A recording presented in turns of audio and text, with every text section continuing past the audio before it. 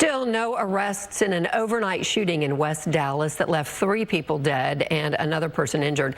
Police responded to a home on Vilbig Road just after midnight. That's where the victims had been attending a party. Fox 4's Alex Boyer live with the latest details from police. Alex. Hey, Heather, and through an uncovered window, you could certainly see some of the evidence from that deadly encounter, some of it too graphic to show on TV. I could see some flip-flops thrown on the tile floor. There was also blood stains on some of the walls. Dallas police say that 3 people are dead and that the shooter still remains on the loose. So the shooting happened just after midnight at a short-term rental located here at the corner of Vilbig Road and Bayside Street in West Dallas. You can see that there are several bullet holes through a back garage door.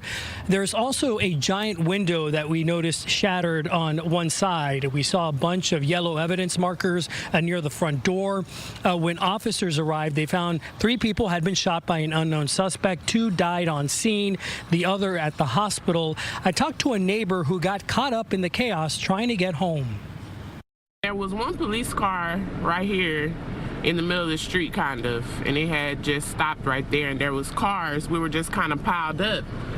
And I was just wondering what was the holdup. I figured something was going on. There was a lot of kids outside of here, and then they started running across the street. We didn't really know what was going on, but we knew that something was happening. Then next thing we know, there was just so many police cars. So Dallas police have identified 2 of the victims as a 20-year-old Jacelyn Scott and 19-year-old Journey Griffin. The 3rd deceased victim's name, I'm told by police, will be released after the family has been notified. Detectives say that the home was being used to host a party. I talked to a local pastor who grew up in the neighborhood about the violence. Why, man, to wake up to things like that? Why? And then the next question is, well, what are we going to do about it?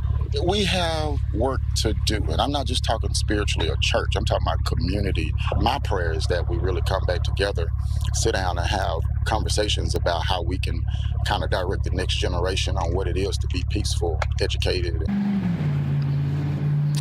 And according to DPD, a 4th shooting victim was transported to the hospital in a private vehicle and is said to be stable. Now, at this point, detectives have not released any suspect information. They also have not released a possible motive for this crime. If you have any information, you are asked to contact Dallas Police. Back to you. All right, Alex Boyer, thank you.